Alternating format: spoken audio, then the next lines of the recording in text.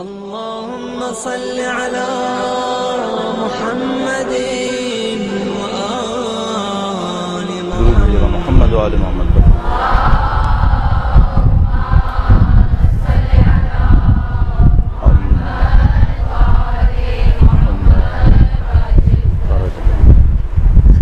اعوذ باللہ من الشیطان الرجیم بسم اللہ الرحمن الرحیم الحمد للہ رب العالمین والصلاة والسلام علی سید الانبیاء والمرسلین حبیب الہ العالمین ابی القاسم محمد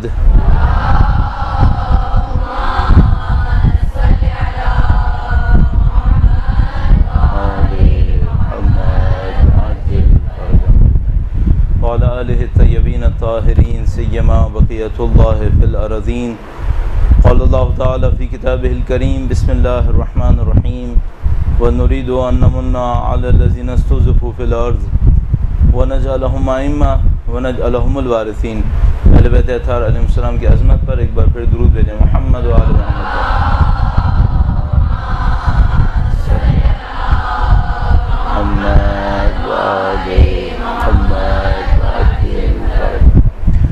رضی اللہ عنہ کا انتہائی لطف و کرم ہے، انتہائی شکر ہے اس زمانے میں جبکہ دنیا پرستی میں، نفس پرستی میں اور خواہشات نفسانیہ کی پیروی میں مشغول ہے۔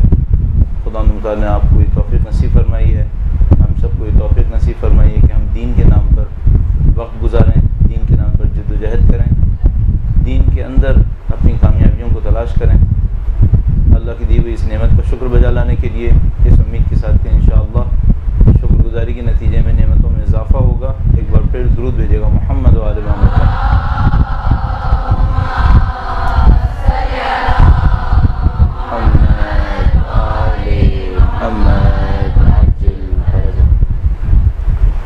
ماہ مبارک رمضان کی آمد کے حوالے سے اس لیکچر کا انعقاد کیا گیا اور اس اعتبار سے چند نکات مقدمے کے طور پر عرض کروں گا اور اس کے بعد چند نکات رمضان کی مناسبت سے اس کی بنیاد اور اس کی اصالت کے اعتبار سے عرض کیے جائیں گے۔ مقدمتاً عرض کیا ہے کہ دین مبین اسلام ایک نظریہ ہے لیکن اس کی اساس عمل کے اندر ہے۔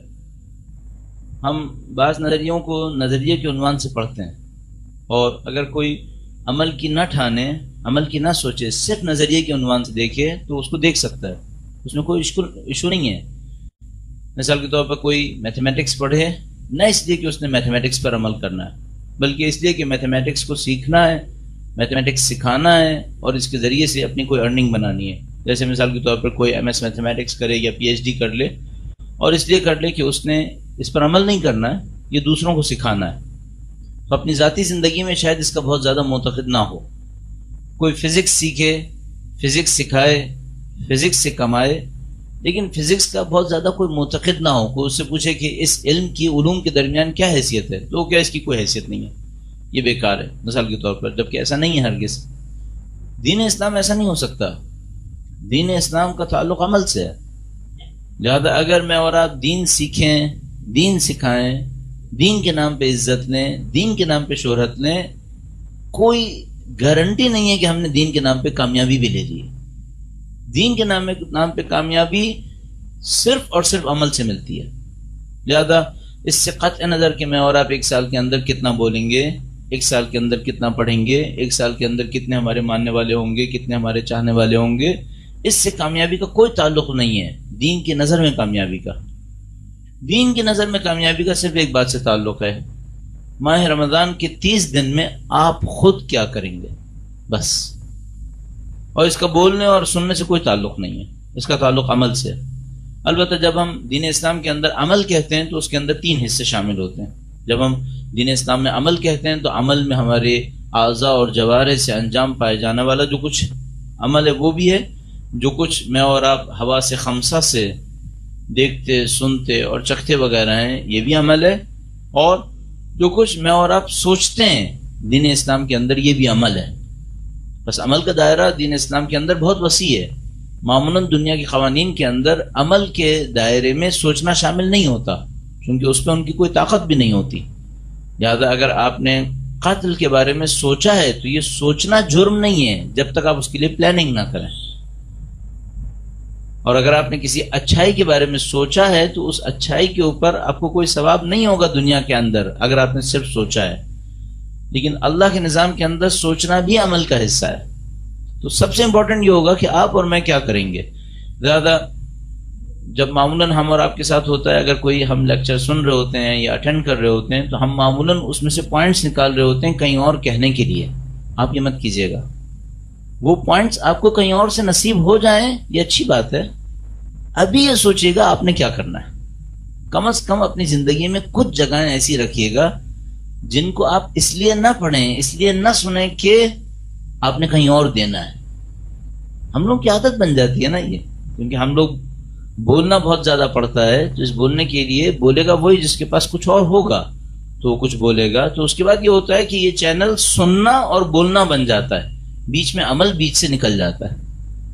تو آپ اس غلطی میں مبتلا ہرگز مت ہوئیے گا، اپنے عمل کے لیے سوچیے گا، اپنے عمل کے لیے پہلے مرحلے میں پلاننگ کیجیے گا۔ اسی میں آپ کی کامیاب تبلیغ بھی ہے، اسی میں آپ کی کامیاب تعلیم بھی ہے۔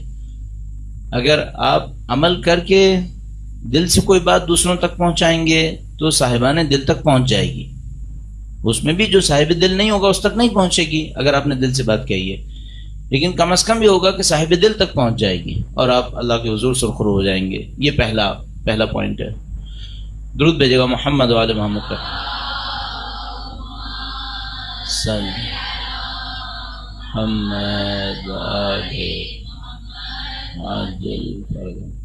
دوسرا پوائنٹ وہ حدیث ہے، معروف حدیث ہے جو اللہ کے رسول سے بھی منسوب ہے اور ان کے نواسے سے بھی منسوب ہے۔ فرمایا الفرصت تمر مر السحاب، فرمایا فرصت بادلوں کی تیزی سے گزر جاتی ہے۔ الفرصت تمر مر السحاب،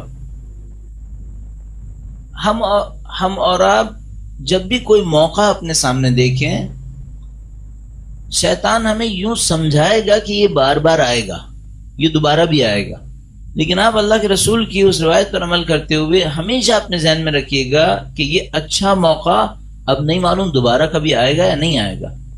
الفرصت تمر مر السحاب، اور یہ بہت خوبصورت تعبیر امام معصوم نے ارشاد فرمائی کہ بادلوں کی تیزی سے، بادلوں کی تیزی آپ نے بہت ملاحظہ فرمائی ہوگی، تقریباً میرے خیال میں سارے بچے یہ کام کرتے ہیں اپنے بچپنے میں کہ وہ بادلوں کو ضرور دیکھتے ہیں۔ ایک یونیورسل فینومینا ہے کہ انسان آسمان کو دیکھتا ہے، آسمان میں بادلوں کو دیکھتا ہے، اور بادلوں کو جب دیکھتا ہے تو اس میں خاص بات یہ ہوتی ہے کہ اس کی سپیڈ کا اندازہ نہیں ہوتا۔ جب وہ بہت دور سے آ رہا ہوتا ہے تو لگتا ہے بہت سلو ہے، لیکن جب وہ سر کے اوپر پہنچ جاتا ہے تو پھر بہت تیزی سے نکلتا ہے۔ فرصت کو اس سے تشبیہ دینا بہت میننگ فل ہے، یعنی جب آپ فرصت کو دیکھیں گے جو آپ کی طرف آ رہی ہوگی تو آپ کو لگے گا کہ یہ بہت سلو آ رہی ہے اور میرے پاس اس سے فائدہ اٹھانے کا بہت موقع ہوگا، لیکن جب یہ سر پہ پہنچتی ہے، جب موقع آتا ہے فائدہ اٹھانے کا تو یہ بہت تیزی سے نکل جاتی ہے۔ تو ہم لوگ اپنے لڑکپن میں اپنی جوانی کو فرصت سمجھتے ہیں، اور اپنی جوانی میں اپنے ادھیڑ پن کو فرصت سمجھتے ہیں، اور اپنے ادھیڑ پن میں اپنے بڑھاپے کو فرصت سمجھتے ہیں۔ اور ہم لوگ اپنے طور پہ پلاننگ کر رہے ہوتے ہیں کہ ابھی تو میں تعلیم میں ہوں نا، جب میں تعلیم سے فارغ ہو جاؤں گا پھر میرے پاس بہت وقت ہوگا، اور اس کے بعد سوچتا ہے کہ ابھی تو میں پروفیشنل لائف میں ہوں، جب میرا پروفیشنل کیریئر ذرا اسٹرانگ ہو جائے گا پھر میرے پاس بہت ٹائم ہوگا، اور جب پروفیشنل لائف کی پیک پر آتا ہے تو سوچتا ہے کہ ابھی تو پیک ہے، ابھی تو میں کچھ ہل بھی نہیں سکتا ہوں، تھوڑا سا میں ریٹائرمنٹ کی طرف چلا جاؤں پھر میرے پاس ٹائم ہی ٹائم ہوگا۔ اور جب وہ ریٹائرمنٹ کی طرف جاتا ہے تو پھر یہ بات تو بہت صحیح ہے کہ ٹائم ہوتا ہے، صرف یہ کہ توانائی نہیں ہوتی، پھر انرجی نہیں ہوتی، اور اس کے بعد پھر وہ افسوس کرتا ہے کہ جب میرے پاس انرجی تھی تو میں نے کیوں کچھ نہیں کیا، اب جب کہ میرے پاس طاقت اور توانائی ختم ہو گئی ہے۔ تو ہمیشہ اپنے ذہن میں رکھیے گا الفرصت تمر مر السحاب، یہ ماہ رمضان پچھلے ماہ رمضان کی طرح بہت تیزی سے گزرے گا، اور آپ یقیناً احساس کر رہے ہوں گے کہ ٹیکنالوجی کی ڈیولپمنٹ کے ساتھ ساتھ اور مختلف قسم کے الیکٹرانک ڈیوائسز کے ہماری زندگی میں مشغول ہونے کے ساتھ ساتھ ہمارے پاس ٹائم کا ڈیفیسٹ بہت شدت سے آ رہا ہے، کیونکہ ہم لوگ مسلسل ایک بمبارڈمنٹ کے اندر ہیں۔ یعنی پہلے اگر ایسا تھا کہ آپ دن میں ایک دفعہ اخبار پڑھتے تھے اور ایک ہی اخبار آتا تھا، معاملہ ختم ہو گیا تھا، پھر آپ کے پاس ایسا ہوا کہ ہر چند گھنٹے پر خبریں ٹی وی کے ذریعے سے آنے لگیں، اور اس کے بعد ایسا ہوا کہ ہر گھنٹے پر خبریں آنے لگیں، اس کے بعد ایسا ہوا کہ آپ کے ہاتھ میں موبائل ہے جو کسی بھی وقت ای میل یا میسیجز ریسیو کر رہا ہوتا ہے اور آپ کو اس کو فوراً دیکھنا ہوتا ہے، تو تو آپ کا ٹائم جو ہے وہ پرسنل ٹائم ختم ہوتا چلا جا رہا ہے. تو وہ روایت اور زیادہ صادق آتی ہے کہ فرصت تمر مر سحاب. اب آپ کو یہ کرنا ہوگا کہ آپ اپنی اس مشغولیت کی بمبارٹمنٹ میں سے اپنے لیے وقت کیسے نکالیں گے, کیسے وقت نکالیں گے اس کام کے لیے جس کو چوتھے امام کے فرمان کے مطابق اللہم صلی علی محمد آل محمد وعجل فرجہ آل محمد وعجل فرجہ. دعائے مکارم الاخلاق جو صحیفہ سجادیہ کے اندر در حقیقت اور وفاتی الجنان کے اندر بھی موجود ہے, اس میں امام نے ایک جملہ ارشاد فرمایا کہ خدایا مجھے ایسے کاموں میں مشغول نہ فرمانا جس کے لیے تو نے مجھے خلق نہیں کیا ہے. جن کاموں کے لیے خلق کیا ہے ان میں مشغول کرنا. تو ہم لوگ ایسے کاموں کے اندر مشغول ہو جاتے ہیں جن کے لیے ہم خلق نہیں ہوئے. ہماری خلقت اس سے زیادہ اعلیٰ ہوتی ہے کہ وہ پست کاموں کے لیے خلق کیے جائے, لیکن ہم ان میں مشغول ہو جاتے ہیں. تو آپ کیسے اپنی فرصت کو استعمال کریں گے اس تمام ہجوم کے اندر سے, اس تمام رش کے اندر سے وقت نکالیں گے ان کاموں کے لیے جن کے لیے میں اور آپ خلق کیے گئے. تو یہ بہت بڑا کارنامہ بن جاتا ہے. آج کل یہی ایک کارنامہ ہے. اب ان دو مقدمات کے ساتھ ہم ماہ مبارک رمضان کو کس طریقے سے دیکھیں گے اور اس کے اوپر محنت کیسے کریں. اور ظاہر جب میں آپ سے عرض کر رہا ہوں تو اپنے لیے سوچ رہا ہوں کہ میرے پاس بھی 30-32 دن کا جو ٹائم ابھی باقی ہے, 2 دن ماہ مبارک رمضان سے پہلے تقریباً اور یا 3 دن اور وہ 30 دن کے جو ماہ مبارک رمضان کے ہیں یا 29 دن, اور اس میں بہت ساری مشغولیتیں بھی ہیں, یہ ساری باتیں بھی ہیں. ان کے لیے ہم اور آپ کیسے پلاننگ کر سکتے ہیں, کیسے سوچ سکتے ہیں, اس کے اوپر بات کر لیتے ہیں. پوائنٹس کی صورت میں کوشش کرتے ہیں. نمبر میں بیچ میں سے بھول جاؤں گا, آپ خود نمبر ڈالتے رہیے گا. پہلا پوائنٹ جو اس وقت سمجھ میں آتا ہے, سب سے پہلا ایشو جو اس وقت سمجھ میں آتا ہے وہ ماہ مبارک رمضان سے پہلے کے 3 دن کے روزے رکھنا ہے.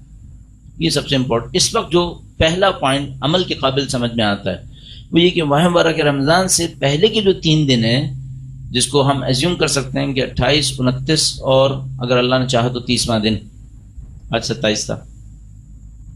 اور اب یہی دعا ہو سکتی ہے کہ 3 دن مل جائیں ہمیں, اگر آج کا اٹیمپٹ نہیں کر سکیں تو 28, 29, 30 ہمیں مل جائے. تو 3 دن جو ہیں ماہ مبارک رمضان تھے پہلے کے, یہ بہت امپورٹنٹ ہیں روزہ رکھنے کے لیے. اس کو ضرور روزہ رکھنا چاہیے. یہاں سے ہماری بات شروع ہو سکتی ہے. دوسری بات جو شروع ہو سکتی ہے وہ یہ کہ ماہ مبارک رمضان کے کم از کم اہداف کیا ہیں, اور زیادہ سے زیادہ تو اللہ جانتا ہے پھر کیا کیا اہداف ہوں گے. کم سے کم اہداف کیا ہیں وہاں سے شروع کر لیتے ہیں. مثلا اگر کوئی ہم سے پوچھے ماہ مبارک رمضان کا کم سے کم ہدف کیا ہے تو ہم کہیں گے کم سے کم ہدف جسمانی صحت ہے. کم از کم ہدف یہ ہے کہ انسان کے جسم کو ایک صحت ملے, جسم کو ایک بریک ملے اور وہ اپنے جسم کو گویا ریفریش کر سکے, ایک اس کی سروس ہو سکے. اس کے لیے ہمیں کیا کرنا ہوگا, اور ہم سب کو معلوم ہے تقریباً اس وقت تو پوری دنیا کو پتہ چل گیا ہے کہ ماہ مبارک رمضان میں ہمارا کنزمپشن بڑھ جاتا ہے, قطعاً ہمارا کنزمپشن کم نہیں ہوتا. میرے خیال میں کل پرسوں کسی نے مجھے ایک ای میل بھیجا, کسی اور اپلیکیشن کے اوپر ایک میسج بھیجا جس کے اندر ایک بچہ اپنی ماں کے ساتھ چل رہا تھا, کارٹون ٹائپ کا تھا, جس میں ایک ماں نے پردہ کیا ہوا تھا اور وہ بچے کو لے کے چل رہی تھی اور وہ کوئی سپر اسٹور سے نکل رہے تھے اور اس کی ٹرالی اوپر تک ابل رہی تھی.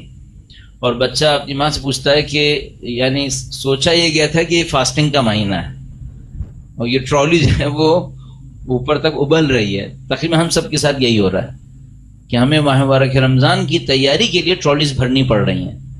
اس کا مطلب یہ ہے کہ ہم کم از کم جسمانی صحت حاصل نہیں کر پائیں گے.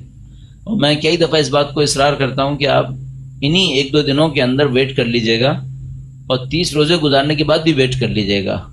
تقریباً سکون سے کہہ رہا ہوں کہ اگر نہیں بڑھا کم نہیں ہوگا, اگر بڑھا نہیں موسٹ پروبیبلی بڑھ جاتا ہے, کم قطعاً نہیں ہوگا. اچھا کیوں نہیں ہوتا ایسا؟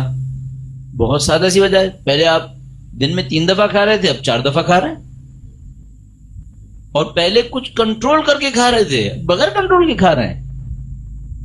یہ جو جنگ ہو گئی ہے ہماری کھانے کے ساتھ کہ چونکہ کم ٹائم میں ملے گا تو میں زیادہ بھر کے کھا لوں گا, سب سے پہلا کام تو اس جنگ کو کنٹرول کرنا ہے. سب سے پہلا کام تو یہی کر لیجئے کہ بھئی آپ نے تصور یہ تھا, یعنی اللہ کے نزدیک جو ہمیں پتہ چلا اللہ کے دین کے اندر وہ یہ تھا کہ ہم نے اپنے کنٹرول کو بڑھانا ہے. کنٹرول کو بڑھائیں گے تو ہمارے جسم کی صحت کے اوپر اچھا اثر پڑے گا. پہلا کام تو یہی حاصل کرنا ہے, کم از کم یہاں سے شروع کرنا ہے. اچھا یہ جو میں آپ کی خدمت میں عرض کر رہا ہوں کہ کم از کم یہاں سے شروع کر لیں, عجیب بات یہ ہے کہ یہی اسٹارٹنگ پوائنٹ ہے آپ کی اسپریچول ڈیولپمنٹ کا. یعنی اگر آپ مانوی ترقی چاہتے ہیں ماہ مبارک رمضان کے اندر, تب بھی یہی اسٹارٹنگ پوائنٹ ہے. وہ جو ہمارے پاس روایت, مشہور معروف روایت ہے, عنوان بصری کی روایت, جس کے اندر امام کے صحابی امام تک پہنچتے ہیں اور پوچھتے ہیں کہ مجھے مانوی ترقی کیسے نصیب ہوگی. امام ایک چھوٹی سی نصیحت کرتے ہیں, وہ اصرار کرتے ہیں کہ نہیں مجھے آپ طولانی نصیحت فرمائیں, اور امام کچھ پوائنٹس بتاتے ہیں. تو اس میں پہلے 3 پوائنٹس کم از کم امام نے کھانے کے بارے میں بتائے تھے, اور کہا کہ تم پیٹ بھر کے کبھی مت کھانا. اگر تمہیں مانوی ترقی چاہیے تو پیٹ بھر کے کبھی نہیں کھانا. اچھا ہمارے ساتھ مشکل یہ ہے کہ ہم سحری اور افطار کے اندر پیٹ بھرنے سے کم پہ روک ہی نہیں رہے معاملے کو. تو کون سی مانوی ترقی پھر, کہاں کی مانوی ترقی؟ وہ امام معصوم فرما رہے ہیں کہ اگر تم کو مانوی ترقی چاہیے تو پیٹ نہیں بھرنا, اور ماہ مبارک رمضان میں مانوی ترقی چاہیے, اور اس میں جو 2 کھانے کی جگہ ہے وہاں پیٹ بھر بھر کے کھا رہے ہیں, کہاں سے ترقی ملے گی پھر؟ اچھا ممکن ہے کوئی یہ سوچے کہ نہیں اگر ہم یہ نہیں کریں گے تو ہم جسمانی طور پہ کمزور ہو جائیں گے. اصلا کوئی تجربہ نہیں بتا رہا کہ ہم کمزور ہو جائیں گے, قطعاً کمزور نہیں ہوں گے. لہذا پہلا کام تو یہ کر لیں, اس پہ تھوڑا سا کنٹرول کر لیں. اچھا آپ لوگ ظاہر ہے اپنے گھروں کے انچارج بھی ہیں, کم سے کم کوکنگ کے انچارج تو ہیں ہی, باقیوں کے انچارج ہیں یا نہیں ہیں. تو کوکنگ کے انچارج ہونے کے ناطے آپ کے گھر والوں کی صحت آپ کے ہاتھ میں ہے, چاہے ان کے تقاضے کچھ بھی ہوتے رہیں, کہیں کم سے کم کنٹرول آپ کے ہاتھ میں ہے. تو تھوڑا سا مانیٹر کر لیں کہ وہ لوگ اس کی وجہ سے بیماری میں مبتلا نہ ہو جائیں. ہمارے ایک استاد کہتے تھے کہ تم اگر قبرستان جاؤ اور وہاں مرنے والوں کی اسلامک ڈیٹس لکھی ہوں تو زیادہ تر شوال میں مرتے ہیں لوگ, اور ماہ شوال میں مرتے اسی لیے ہیں کہ ماہ رمضان کا بدلہ بھی شوال سے نکالتے ہیں, اور پھر وہاں پہ موتیں واقع ہونا شروع ہو جاتی ہیں. تو کنٹرول کریں, تھوڑا سا اپنے اوپر بھی رحم کریں, ان پہ بھی رحم کریں, اور شیڈیول کچھ ایسا بنائیں کہ زندگی اچھی گزرے.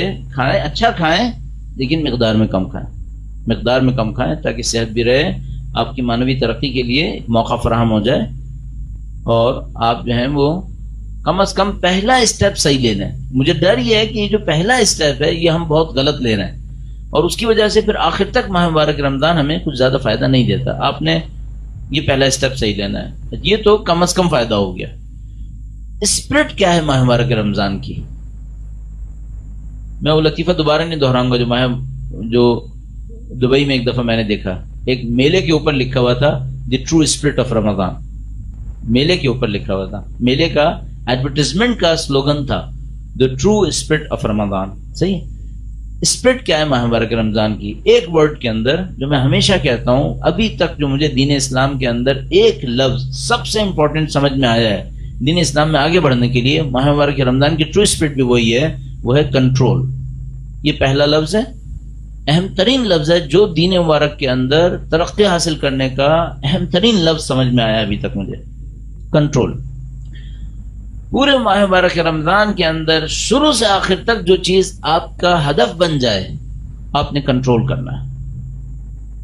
اس کنٹرول کو آپ مختلف طریقوں سے امپلیمنٹ کریں گے, آپ اس کو مختلف طریقے سے عمل میں لے کر آئیں گے.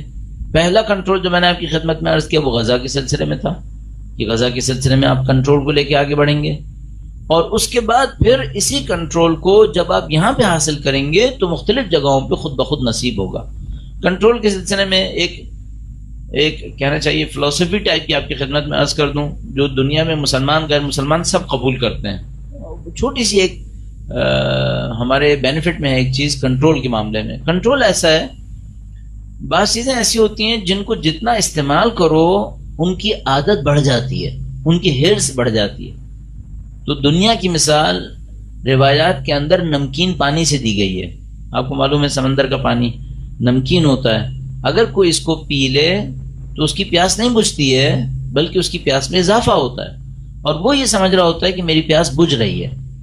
تو نمکین پانی سے پیاس بجھانے کے مقابلے میں بہت بہتر ہے کہ انسان پیاسا رہے, کیونکہ اگر آپ نے نمکین پانی سے پیاس بجھائی تو آپ کی پیاس بڑھ جائے گی, اور اگر پہلے موت 2 دن پہ آتی ہو تو اب موت 1 دن پہ آئے گی. تو نمکین پانی سے پیاس بجھانے سے کہیں بہتر ہے کہ انسان پیاسا رہے. ہمارے اور آپ کے اندر اللہ نے ایک ترقی کے لیے خواہش ڈالی ہے. اگر ترقی کی اس خواہش کو ہم نے دنیا سے پورا کرنا ہے تو پھر پیاسا رہنا بہتر ہے، پھر پیاسا رہنا بہتر ہے، پھر بے دنیا رہنا بہتر ہے. اس کی وجہ یہ ہے کہ دنیا سے اگر آپ نے اس خواہش کو پورا کرنے کی کوشش کی تو دنیا حریص بناتی ہے اور یہ پیاس کبھی نہیں بجھنے دیتی، اس کی پیاس ہمیشہ بڑھتی ہے، بالکل نمکین پانی کی طرح. تو آپ اپنے کنٹرول کو بڑھانے کے لیے ایک فلسفے کے اوپر ذہن میں رکھیے گا. کنٹرول میں اچھی بات یہ ہے اگر آپ چھوٹی چھوٹی چیزوں میں بھی کنٹرول امپلیمنٹ کریں تو آپ کا کنٹرول بڑھنا شروع ہو جاتا ہے، آپ کا کنٹرول بڑھتا ہے. مثال کے طور پر فرض کر لیجئے آپ نے پانی پینے کے لیے کنٹرول اپنے اوپر ایک لگا لیا ہے، اور وہ کنٹرول یہ ہے کہ آپ جب بھی پانی پیئیں گے 3 گھونٹ میں پیئیں گے، سیدھے ہاتھ سے پیئیں گے، رات کو پیئیں گے تو بیٹھ کے پیئیں گے. آپ نے کچھ کنٹرول لگا لیے. یہ جو پانی کے معاملے میں آپ کنٹرول کریں گے، آپ کا اپنی باڈی کے اوپر، اپنے وجود کے اوپر کنٹرول امپلیمنٹ کریں گے، اس کا فائدہ آپ کو دوسری جگہوں پر خود بخود ہوگا، دوسری جگہوں پہ کنٹرول آپ کا خود بخود بڑھے گا. تو مثلا اگر آپ نماز کے لیے کنٹرول کریں گے کہ آپ ٹائم پہ نماز پڑھیں تو دوسری جگہوں میں ٹائم کو کنٹرول کرنا آپ کے لیے آسان ہو جائے گا. اگر آپ ماہ مبارک رمضان میں کھانے پینے پہ کنٹرول کریں گے تو نفسانی خواہشات پہ کنٹرول کرنا خود بخود آپ کے لیے آسان ہو جائے گا. اور اگر آپ کنٹرول کسی چیز کا نہ کریں تو کیا ہوتا ہے، تو پھر کنٹرول اور ختم ہونا شروع ہو جاتا ہے، اور تیزی سے ختم ہوتا ہے. کنٹرول ایک عجیب فینومینا ہے. اگر آپ کنٹرول کرنا شروع کریں تو کنٹرول تیزی سے بڑھتا ہے، اور اگر کنٹرول لوز کرنا شروع کریں تو بہت تیزی سے لوز ہوتا ہے. ٹھیک ہے، اب آپ سمجھ سکتے ہیں ماہ مبارک رمضان میں اسپریچول ڈیولپمنٹ کیوں نہیں ہو رہی، کیونکہ ہم کھانے کے معاملے میں کنٹرول کرنے کے بجائے کنٹرول لوز کر رہے ہیں. جب ہم کھانے کے معاملے میں کنٹرول لوز کرتے ہیں تو معنویات کے اندر ہمارا کنٹرول خود بخود اور ختم ہونا شروع ہو جاتا ہے، اور ہم نعوذ باللہ تعالیٰ اس کامیابی سے دور رہ جاتے ہیں جس کے لیے خدا متعال نے ماہ مبارک رمضان دیا تھا. تو جو اسپرٹ بنے گی ماہ مبارک رمضان کی وہ یہ کہ آپ کنٹرول کریں گے. اس کنٹرول کو آپ کہاں سے امپلیمنٹ کریں گے؟ کھانے پینے سے شروع کریں گے، کھانے پینے سے شروع کریں گے اور کچھ چیزوں کے اوپر اپنے کنٹرول کو آہستہ آہستہ بڑھانا شروع کریں گے. اگر آپ اپنے کنٹرول کو بڑھاتے چلے گئے آپ کی معنوی ترقی خود بخود آہستہ آہستہ بڑھنا شروع ہو جائے گی. اچھا، اب کنٹرول کو کھانے پینے میں تو میں نے عرض کر دیا، دوسری جگہوں پہ کنٹرول کو کیسے بڑھا سکتے ہیں اس کے لیے ایک پوائنٹ عرض کرتا ہوں. درود بھیجے گا محمد و آل محمد کا.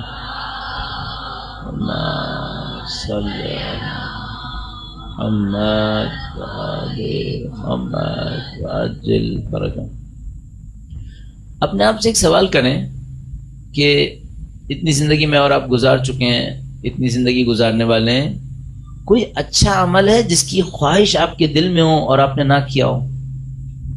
کوئی ہے ایسا اچھا عمل جس کی خواہش آپ کے دل میں ہو کہ کاش میں نہیں کیا ہوتا اور نہ کیا ہو؟ کیا آپ وہ کام ماہ مبارک رمضان میں شروع کر سکتے ہیں؟ یہاں سے آپ کا کنٹرول بڑھنا شروع ہوگا. مثلا فرض فرمائیے آپ کے دل میں خواہش تھی کہ کاش مثال کے طور پر دعائے ابو حمزہ شمالی سکون سے پڑھتے کبھی، کیونکہ ہم لوگ شبوں میں پڑھتے ہیں، شبوں میں لوگ تیزی سے پڑھتے ہیں، مزہ نہیں آتا اس طرح سے. آپ مثال کے طور پر طے کر لیجئے کہ ماہ مبارک رمضان کے اندر میں کسی ایک عام رات میں جب تیزی نہ ہو، جلدی نہ ہو، دعائے ابو حمزہ کو سکون سے پڑھوں. ایسی اچھائیاں جس کو آپ نے سوچا ہوا ہے کہ کریں لیکن ابھی تک کرنے کا موقع آپ کو نہیں ملا ہے کسی بھی وجہ سے. اور اچھا یہ ہے کہ اس معاملے میں کسی عادت کا انتخاب کریں، کوئی ایسی اچھی عادت جو آپ ڈالنا چاہتے تھے اب تک نہیں ڈلی ہے، اس مہینے کو استعمال کر کے آپ ڈال لیں. 2-3 اچھی عادتیں آپ کی خدمت میں عبادتوں سے عرض کر دیتا ہوں. مثال کے طور پر فرض فرمائیں نماز غفیلہ نہیں پڑھتے تھے، چاہتے ہیں کہ عادت پڑ جائے، اس مہینے میں ڈال لیں. اگر مجھ سے کوئی پوچھے انسان کی زندگی میں عام انسان معجزہ دکھا سکتا ہے کیا، تو میں کہوں گا دکھا سکتا ہے اگر نماز غفیلہ پابندی سے پڑھے. یہاں تک بات جا سکتی ہے، عام انسان بھی یہ کام کر سکتا ہے. ما صلی علی محمد آل محمد وعجل. یہ عجیب مولا کا تحفہ ہے ہمارے پاس، انتہائی مؤثر، انتہائی مستند.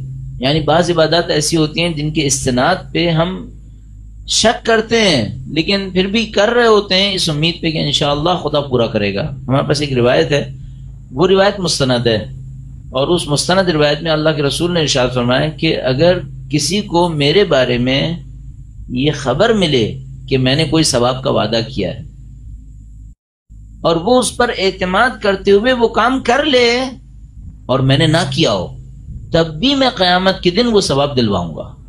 بھائی اللہ کے رسول نے فرمایا، اور یہ روایت مستند ہے ہمارے پاس. اللہ صلی علی محمد محمد وعدل. البتہ اس میں عقل اور منطق کو بہرحال بیچ میں کہیں نہ کہیں ہونا چاہیے. مثلا کوئی یہ کہ میں نے سنا ہے فلاں اگر دعا پڑھو تو کسی کو قتل بھی کر دو تو کوئی گناہ نہیں ملے گا. نہیں، ایسے یہ نہیں ہو سکتا. اللہ کے نبی شریعت توڑنے کا کوئی حکم ارشاد نہیں فرمائیں گے. عقل اور منطق ہمارے پاس ساتھ رہنی چاہیے. مثلا جو صحیح مثال ہو سکتی ہے، مثلا فرض فرمائیں کوئی یہ سنے کہ میں نے سنا ہے کہ اگر کوئی سورہ دہر کو، سورہ انسان کو ہر روز صبح پڑھے تو ثواب یہ ہے. اس نے کوئی روایت پڑھ لی اور بعد میں قیامت کے دن پتا چلا کہ روایت صحیح نہیں تھی. اس نے روایت پڑھی، روایت پہ عمل کیا اس امید پر کہ اللہ کے رسول نے فرمایا ہے. قیامت کے دن پتا چلا کہ نہیں، یہ بات صحیح نہیں تھی. اللہ کے رسول فرما رہے ہیں اگر اس نے مجھ پر اعتماد کرتے ہوئے کام کیا تو میں اس کو ثواب دلواؤں گا. ٹھیک ہے، لیکن عقل اور منطق، میں نے کہا عقل اور منطق ساتھ رہنی چاہیے. کسی کا نقصان نہیں کروائے، دین خدا کو پامال کرنے کی کوئی بات نہ ہو، یہ ساری باتیں. تو کچھ روایت ایسی ہوتی ہیں جس میں شک ہوتا ہے کہ صحیح ہے یا غلط ہے، لیکن ہم اس روایت پر انحصار کرتے ہوئے اس روایت کو ٹائٹل دیتے ہیں من بلغا، جس کو جب لکھتے ہیں تو لکھتے ہیں من بلغا، لیکن ظاہر ہے جب عربی میں پڑھیں گے تو من بلغا کہیں گے. اس روایت کا ٹائٹل ہے من بلغا، یعنی جس تک کوئی بات پہنچے کہ میں نے یہ بات کہی ہے اور وہ عمل کرے تو میں ثواب دلاؤں گا. تو اگر روایت میں شک ہوتا ہے لیکن من بلغا کی روایت کو ساتھ لگاتے ہوئے ہم اس پہ عمل کر لیتے ہیں کہ اللہ کے رسول نے وعدہ کیا. نماز غفلہ میں شک نہیں ہے، مستند ہے. یہ کوئی شک کی نماز نہیں ہے، یہ یقین کے ساتھ اہل بیت کی نماز ہے اور اس کے اوپر اصرار ہے اہل بیت اطہار علیہ السلام کا. اب کیوں محروم رہے اس بات سے؟ اور اب یہ دوسرا معاملہ بچکانا بات کہ بھئی دیر بھی کتنی لگنی ہے، 5 منٹ، اس سے زیادہ تھوڑی لگنے، 5 منٹ 10 منٹ لگیں، اس سے زیادہ نہیں لگیں. تو کیوں آپ اپنے آپ کو محروم کریں؟ اچھا، اس کے اندر جو سب سے امپورٹنٹ پارٹ ہے وہ یہ ہے کہ آپ نے قضا نہیں کرنی ہے. یعنی مثال کے طور پر کوئی دن ایسا نہیں گزرے کہ جب آپ نے نہ پڑھی ہو. ہاں ٹھیک ہے، بعض اوقات ہوتا ہے انسان مغرب عشاء تھوڑی دیر سے پڑھ رہا ہے، تھوڑی دیر سے بھی پڑھ رہا ہے، تب بھی مغرب عشاء کے درمیان وہ غفلہ ضرور پڑھ لے. یا کبھی ایسا ہوتا ہے آپ کسی جماعت کے اندر تھے، مغرب ہوئی، فوراً جماعت عشاء کی شروع ہو گئی، اب آپ غفلہ نہیں پڑھ سکے تو آپ عشاء کے بعد پڑھ لیں. کسی بھی طرح سے کریں، آپ نے غفلہ پڑھنی ضرور ہے. تو یہ ماہ مبارک رمضان بہت اچھا وقت ہے. اگر یہ عادت آپ کی نہیں پڑی تھی، آپ اس ماہ مبارک رمضان سے فائدہ اٹھائیے اور یہ عادت اپنے اندر ایجاد فرما لیجیے. یا مثلا آپ نے سوچا تھا کہ آپ ہر روز صبح کو مولا کی وہ زیارت پڑھیں گے جس کو ہم دعائے عہد تعبیر کرتے ہیں، اب تک خدا نہ کرے نصیب نہیں ہوا تھا، اس ماہ مبارک رمضان سے فائدہ اٹھا لیجیے. اس میں اپنی عادت بنا لیجیے کہ ہاں ٹھیک ہے، مجھے یہ کام کرنا ہے اور میں اس سے شروع کروں. یا اسی طرح بہت ساری عادتیں ہیں جو آپ اختیار کر سکتے ہیں. زیارت عاشورہ کی عادت کرنا چاہے کوئی، اور بہت ساری ایسی چیزیں ہیں. تو یہ ماہ مبارک رمضان دوسرے پوائنٹ میں کنٹرول کے اعتبار سے آپ کو اس طرح سے فائدہ دے سکتا ہے کہ آپ اپنا کنٹرول بڑھائیں کھانے پینے سے، اپنا کنٹرول امپلیمنٹ کریں اچھے کاموں کو شروع کرنے کے لیے. اگر آپ ان دو میں اپنا کنٹرول امپلیمنٹ کر دیتے ہیں تو اس کے نتیجے میں آپ کا کنٹرول اور زیادہ بہتر ہو جائے گا، آپ کی معنویات بڑھیں گی. کنٹرول کو امپلیمنٹ کرنے میں تیسری جگہ جو بہت فائدہ دے سکتی ہے، جیسے ہم نے اچھے ثواب کے لیے کہا، اچھے کام کے لیے کہا، اس کو اب اس طریقے سے کہہ سکتے ہیں. فرض فرمائیے آپ کو اور مجھے خدا توفیق دے، خدا ہم پہ رحم کرے، ہمیں اپنی خرابی پتہ چل جائے. یہ بڑی مصیبت کا کام ہے. ہم کتنا ہی متواضع کیوں نہ ہو، ہم کتنا ہی منکسر المزاج کیوں نہ ہو، بالآخر ایک انانیت ہمارے اندر ہوتی ہے جو ہماری جان نہیں چھوڑتی. بہت مصیبت کا کام ہے. انسان اپنی ذات سے، اپنے نفس کی جڑوں سے دنیا پرستی نکال دے اور انانیت نکال دے. یہ بہت مشکل کام ہے. یعنی اگر مثال کے طور پر آیت اللہ دستغیر جیسے لوگ 40 سال محنت کرتے ہیں اس کے اوپر، تب کہیں جا کے کامیاب ہوتے ہیں. میرا اور آپ کا تو آپ حساب کتاب سمجھ لیں کہ کیا ہے. پھر ہماری وجود کی جڑوں میں اور بہت ساروں میں ظاہر میں بھی، ہم سمجھ رہے ہیں کہ جڑوں میں نہیں، حتیٰ ظاہر تک دنیا پرستی گھسی بھی ہوتی ہے، انانیت گھسی پڑی ہوتی ہے. اکثر ہم میں سے انسانوں کو وہ انانیت اور دنیا پرستی نظر نہیں آتی. اس کا ایک عجیب و غریب کیموفلاج ہے کہ ہمیں سب کچھ نظر آتا ہے، یہ نظر نہیں آتا. اور ہمیں بہت سارے گناہ جو چھوٹے ہوتے ہیں اس کے مقابلے میں وہ نظر آ جاتے ہیں. مثلا خدا نہ کرے نعوذ باللہ اگر کوئی نماز نہیں پڑھ رہا تو یہ گناہ ہے، یہ بڑا گناہ ہے، وہ نظر آ جائے گا، آرام سے نظر آ جائے گا. بھائی نماز پڑھ رہا ہے یا نہیں پڑھ رہا فوراً سمجھ میں آ جائے گا. لیکن یہ جو اخلاقی گناہ ہوتے ہیں جن کا تعلق در حقیقت عقائد میں شک سے ہے، اگر انسان عقائد میں مضبوط ہو تو اخلاقی گناہوں میں مبتلا نہیں ہوگا. یہ اخلاقی گناہ یہ نظر نہیں آتے. فقہی گناہ نظر آتے ہیں، اخلاقی گناہ نظر نہیں آتے. مثلا کوئی انسان جھوٹ بولے گا تو معلوم ہے دو چار کی طرح جھوٹ بول رہا ہے، پتہ چل جائے گا. لیکن دنیا پرستی کرے، انانیت دکھائے، شاید دوسروں کو تو نظر آ جائے گا، اپنے آپ کو نظر نہیں آتا. ایک اور ہمارے ساتھ مشکل ہے، ہمارے معاشرے میں نصیحت کرنے والے شاید مذاق میں کہوں گا مر گئے، نہیں ملتے. نصیحت کرنے والے نہیں ملتے جن کی نصیحت پر اعتماد بھی ہو. یہاں اس کی نصیحت پہ اعتماد ہے. البتہ میں مذاق میں کہہ رہا ہوں، ایسا کبھی نہیں ہوگا کہ کسی معاشرے کے اندر نصیحت کرنے والے مر جائیں گے، ایسا نہیں ہوگا، ہمیشہ ہوں گے.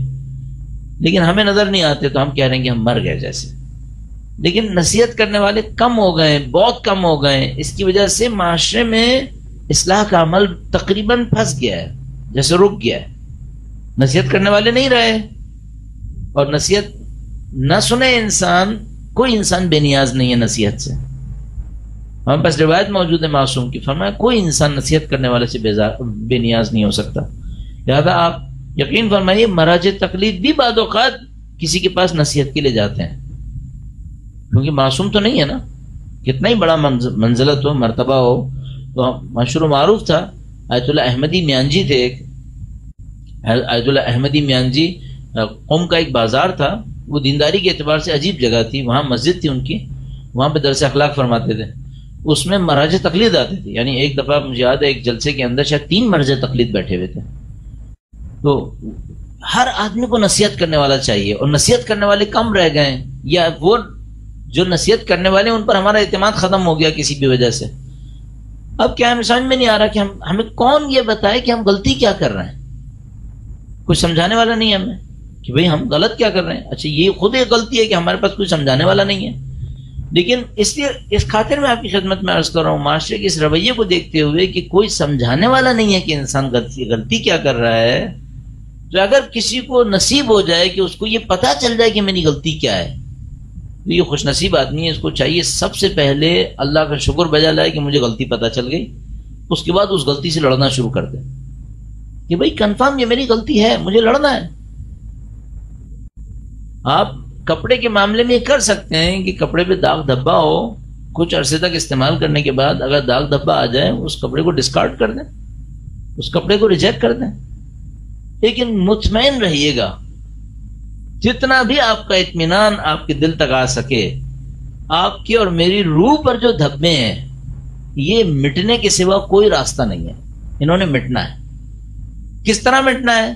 یا تو ہم نے دنیا میں مٹا لیا اپنی محنت کر کے، یا یہ برزخ میں مٹیں گے پٹ پٹ کے، یا یہ آخرت میں مٹیں گے جل جل کے. اس کے سوا کوئی راستہ نہیں ہے. یہ جتنے بھی دھبے ہماری روح پر ہیں ان سب نے صحیح ہونا ہے، اس کے سوا کوئی راستہ نہیں ہے. اگر ہمارے پاس وہ جملہ موجود ہے آیہ کریمہ کی صورت میں، انا للہ و انا الیہ راجعون، ہم سب نے خدا کی طرف پلٹنا ہے. تو آپ یہ جان رکھیے کہ ہم سب نے نجس اور ناپاک خدا کی طرف نہیں پلٹنا ہے، ہم نے پاک و صاف ہو کر خدا کی طرف پلٹنا ہے. اور اگر یہاں پاک و صاف نہیں ہوئے آگے پاک و صاف ہونا ہے. صرف ایک آسانی ہے، یہاں پاک و صاف اپنے ارادے سے ہوں گے، کم محنت سے ہو جائیں گے، وہاں پاک و صاف سزا کی صورت میں ہوں گے، اور پھر اللہ کے نظام کے ذریعے سے ہوں گے۔ ماہ مبارک رمضان اچھا موقع ہے، اگر آپ کو اپنی برائی نہیں پتہ ہے تو جستجو کریں گے برائی پتہ چل جائے، اگر برائی پتہ ہے تو برائی سے لڑنا شروع کر دیں۔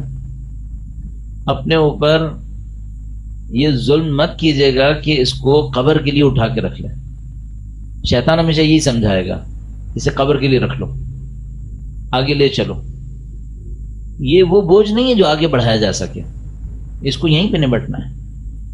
تو میں اتنا اصرار اس بات پہ کر رہا ہوں، ظاہر ہے آپ سے عرض کروں گا تو مجھے بھی شرم آئے گی کہ مجھے بھی محنت کرنی چاہیے، اس لیے کر رہا ہوں کہ بالآخر یہ بوجھ آگے لے جانے والے نہیں ہیں، یہ بوجھ یہیں نپٹانے والے ہیں، ان کے اوپر یہیں محنت ہونی ہے۔ تو اگر مثال کے طور پر خدا نے مجھے توفیق دیا، مجھے سمجھ میں آ رہا ہے کہ میں نفس پرست انسان ہوں، یا مثلا میں دنیا پرست انسان ہوں، میرے اندر ایک انانیت ہے، میرے اندر ایک تکبر ہے، میرے اندر ایک برائی ہے، تو بہتر یہ ہے کہ اس کو آخرت پہ مت اٹھاؤں، اس پہ برزخ پہ مت رکھوں، اس کو یہیں نپٹا لوں۔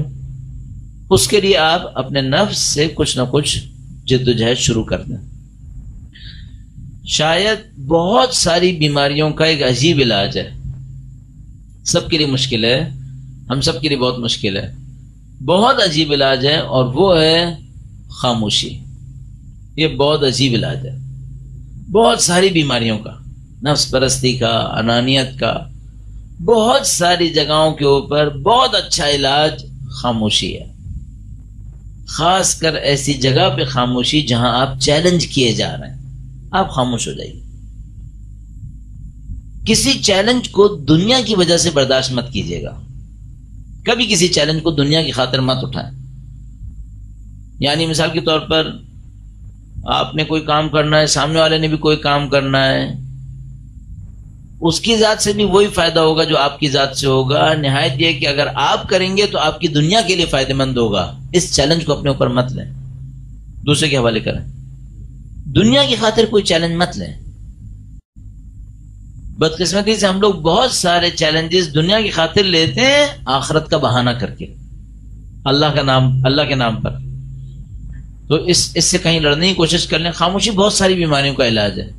یعنی مثال کے طور پر بہت سادہ سی جو میں مثال ابھی سمجھ میں آتی ہے وہ یہ کہ آپ کسی جگہ پہ بیٹھے ہوئے ہیں اور کچھ لوگ بات کر رہے ہیں، اور آپ کے پاس کوئی ایسی بات ہے جس کو اگر آپ کہیں تو آپ کی شخصیت بہت مانی جائے گی یہاں پر۔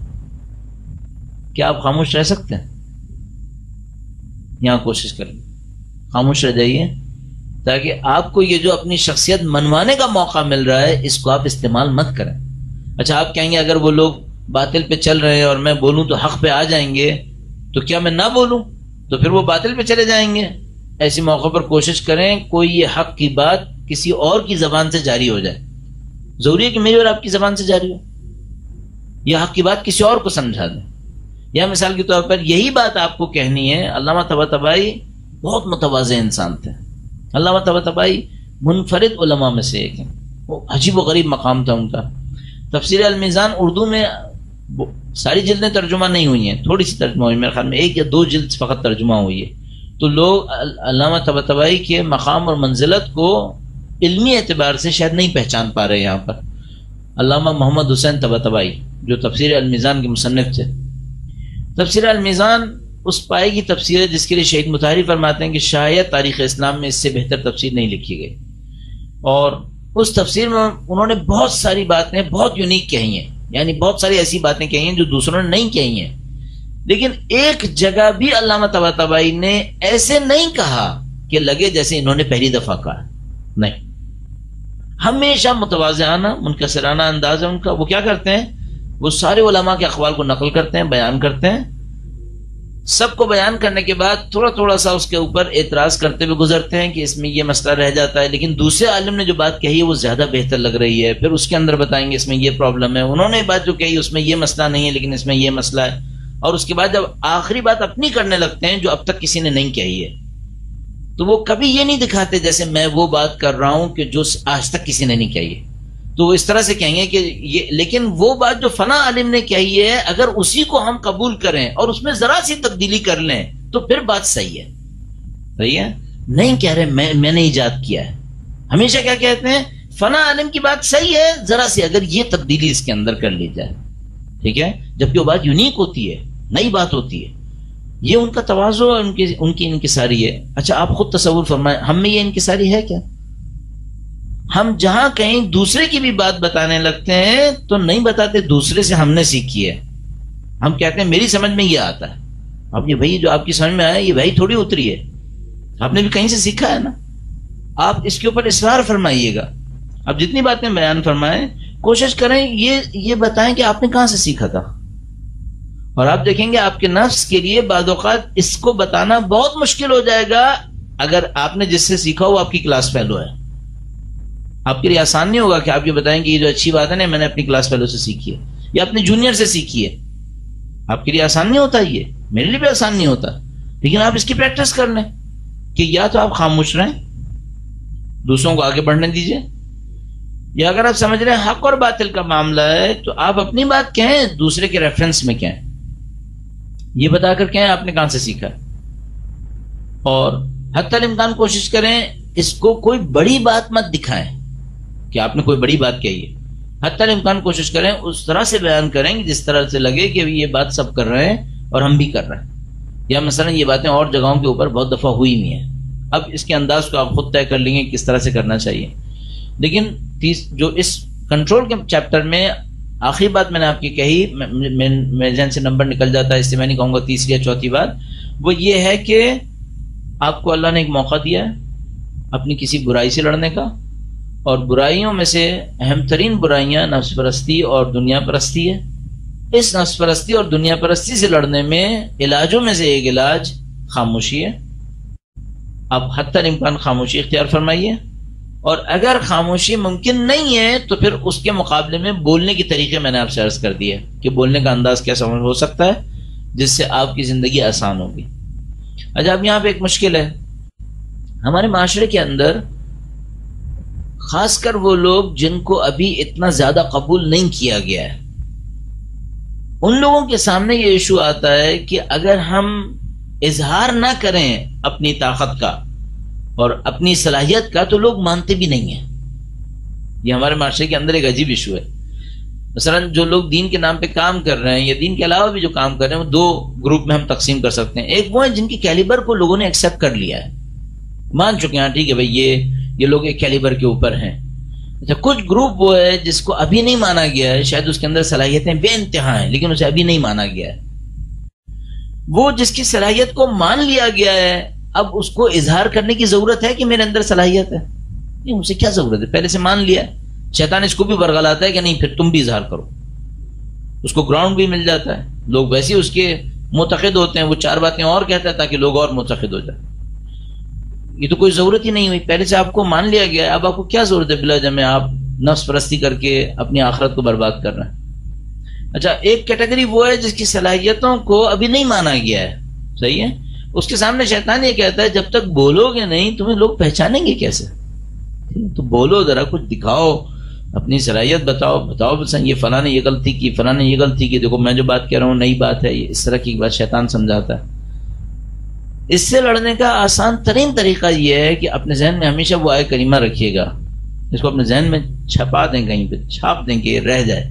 ان العزت للہ جمیعا، عزت بس اللہ کے پاس ہے، ساری کی ساری عزت خدا کے لیے. اللہم صلی علی محمد محمد.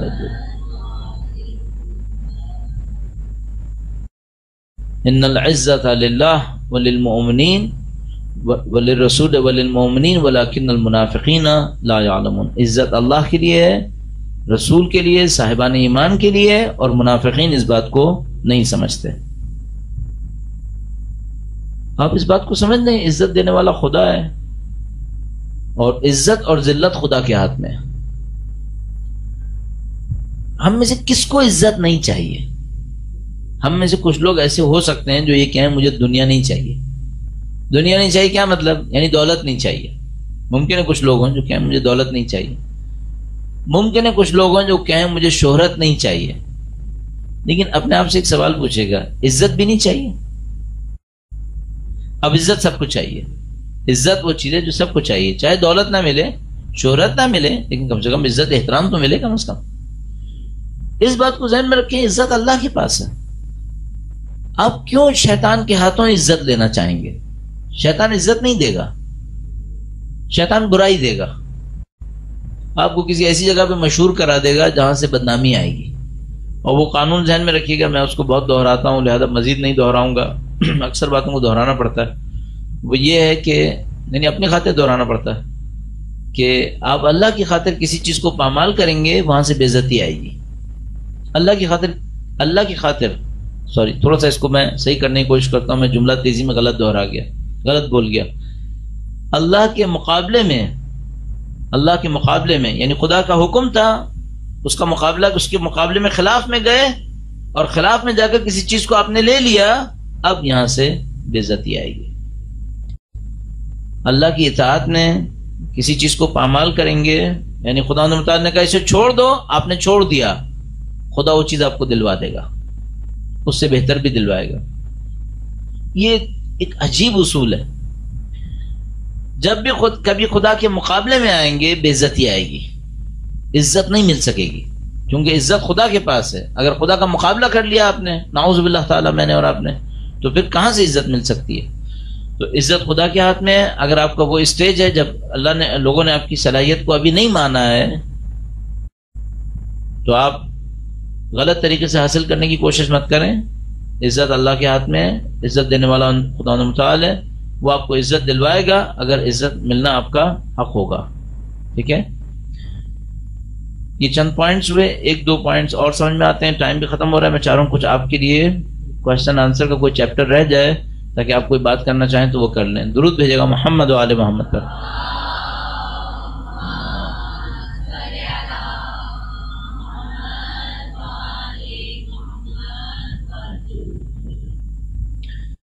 چند چیزوں کے اوپر کام کرنا بہت مشکل ہے، لیکن ان کے اوپر کام کرنے کے سوا کوئی راستہ بھی نہیں ہے۔ یعنی اگر آپ دین اسلام میں آگے بڑھنا چاہتے ہیں، اپنے لیے کوئی ترقی کا دروازہ کھولنا چاہتے ہیں، معاشرے کے اندر خدمت کرنا چاہتے ہیں، دین کے نام پر کچھ محنت کرنا چاہتے ہیں، چند کاموں کو کرنا پڑے گا، اس کے سوا کوئی راستہ نہیں ہے۔ ان کاموں میں سے ایک کام یہ ہے کہ اپنی زندگی کو مصنوعی کامیابیوں میں مت پھنسائیں، مصنوعیات میں مت پھنسائیں۔ یعنی مثال کے طور پر ایسی چیزوں کا اظہار کریں جو مجھ میں اور آپ میں نہیں ہے، یہ مصنوعی کامیابی ہے۔ اس مصنوعی کامیابی کے اندر اپنے آپ کو مبتلا مت کریں۔ صحیح میننگز میں یہ منافقت ہے، یہ منافقت ہے۔ جو نہیں ہے اس کا اظہار کروں کہ میرے پاس ہے، یہ منافقت ہے، انسان کو نہیں کرنا ہے۔ یہ چیپٹر خدا متعال نے بند کیا ہوا ہے ہمارے لیے۔ تو بہت بڑی مشکل یہ ہے کہ ہم لوگ اس منافقت میں پھنسنے پہ مجبور ہوئے ہوئے، بعض اوقات اپنے طور پہ ہم اپنے آپ کو معاف کر رہے ہیں یہ کہہ کے کہ ہم مجبور ہو گئے اس میں پھنسنے پر۔ کوئی مجبوری نہیں ہے، اس کو توڑا جا سکتا ہے۔ منافقت نہ آنے دیں۔ آپ جتنا ہے اتنے کا بھی اظہار نہ فرمائیں، لیکن اس سے بڑھ کر کا تو قطعاً اظہار مت کریں۔ جو نہیں ہے وہ کیوں دکھا رہے ہیں؟ جتنی عبادت گزار نہیں ہے اس سے بڑھ کے کیوں دکھا رہے ہیں؟ جتنا ہے وہ بھی دکھائیں تو ریاکاری ہے، اور جو نہیں ہے وہ دکھائیں وہ تو منافقت ہے، اصلاً وہ غلط ہے بالکل۔ تو آپ کیوں اپنے آپ کو مبتلا کریں گے اس کے اندر؟ اپنے آپ کو بہتر سے بہتر بنائیے اور اپنے اظہار کو کم سے کم کرتے چلے جائیے، آپ کی زندگی آسان رہے گی۔ میں ہمیشہ اس بات کو عرض کرتا ہوں کہ ایک گاڑی کے اوپر، ایک انجن کے اوپر دو گاڑیاں نہیں چل سکتی ہیں، اور اگر آپ ایک روح کے اوپر دو شخصیتیں چلائیں گے آپ کے لیے مشکل ہو جائے گی، ایک اندر اور ایک باہر۔ یہ مت کریں، آپ کے لیے مصیبت ہے یہ۔ دوسری بات جو مجھے بہت تجربے سے سمجھ میں آتی ہے، تھوڑا بہت جو ہم نے یہاں پہ تجربہ کر لیا اس سے سمجھ میں آتی ہے کہ جو معاشرے کے اندر ہمارا اثر و رسوخ، ہمارا مطلب وہ لوگ جو دین کے نام سے مشہور ہیں یا دین کے نام پہ کام کرنا چاہتے ہیں، ان کی ترقی میں، ان کی مزید کامیابی میں ایک بہت بڑی رکاوٹ بنی ہوئی ہے۔ ہم لوگ کسی بھی بہانے سے بنیادی اصولوں پر کمپرومائز کر لیتے ہیں۔ کوئی بہانہ ہمارے ذہن میں آتا ہے، کوئی عذر ہمارے ذہن میں آتا ہے، عذر نہیں ہوتا، وہ صرف بہانہ ہوتا ہے. اس بہانے کو عذر بناتے ہیں، کچھ تعویل کرتے ہیں، کچھ اپنے آپ کو مطمئن کرتے ہیں اور بنیادی اصولوں پہ کمپرومائز کر لیتے ہیں. اس مصیبت سے اپنے آپ کو کسی طرح نکال لیں. بنیادی اصول سے میرا مطلب کیا ہے؟ بھئی آپ کو سچ بولنا ہے. آیا دین اسلام میں جھوٹ کا کہیں بنیادی طور پہ تو الاؤ نہیں ہے؟ کوئی جھوٹ ہوگا جس کے اندر قتل نفس ملوث ہوگا کہ اگر آپ نے سچ بول دیا تو قتل ہو جائے گا کوئی بندہ، کسی کی نفس کی پامالی ہو جائے گی، اس کے لیے امیر المومنین فرمایا توریہ کر لو، کسی کی جان بچانے کے لیے. آپ اپنی زبان سے جھوٹ کیسے جاری ہونے دیں؟ اس کے لیے کوئی عذر قابل قبول عذر نہیں ہے، یہ صرف بہانہ ہے، کوئی عذر نہیں ہے. یا مثال کے طور پر دین اسلام کے اندر وعدے کی وفا ایک چیپٹر ہے، اس کے بغیر کوئی دنیا آگے نہیں بڑھ سکتی. آپ وعدے کی وفا کو اہمیت نہ دیں، کسی بھی عذر کسی بھی بہانے سے کیسے ہو سکتا ہے؟ پھر دین کیسے بڑھ سکتا ہے؟ ہماری جو پاکستان میں مشکلات میں سے ایک مشکل ہے، بہت ساری جگہوں پر اور بھی ہے، ہمارے بھی یہ مشکل ہے، وہ یہ ہے کہ ہمارے پاس دین کی کچھ فروعات ہیں جو اصول سے آگے بڑھ گئے، اور کچھ اصول ہیں جو فروع سے بھی کم اہمیت ہو گئے. وہ اصول جو فروع سے بھی کم اہمیت ہو گئے ان میں سے ایک سچ ہے، یہ اصل اسلامی ہے، اصل دین ہے، یہ فروع سے بھی کم ہو گیا ہے. وعدے کی وفا ہے، امانت داری ہے، عہد و پیمان ہے. کتنے آپ نے حلف برداری کی تقاریب دیکھی ہوں گی، آپ نے یقین اپنی زندگی میں دیکھی ہوں گی نا حلف برداری کی تقاریب. اس میں ہم ایک پیپر لیتے ہیں، کہتے ہیں میں فلاں ابن فلاں یا مثلا فلاں بنت فلاں فلاں فلاں، یہ میں اس پر امام وقت کو اللہ کو حاضر و ناظر جان کر یہ کہتا ہوں یا کہتی ہوں اور فلاں فلاں یہ سب کام کیے. آپ نے حلف برداری کی تقاریب دیکھی نا اپنی زندگی کے اندر. یہ عہد نہیں ہے، یہ عہد ہے، یہ پیمان ہے.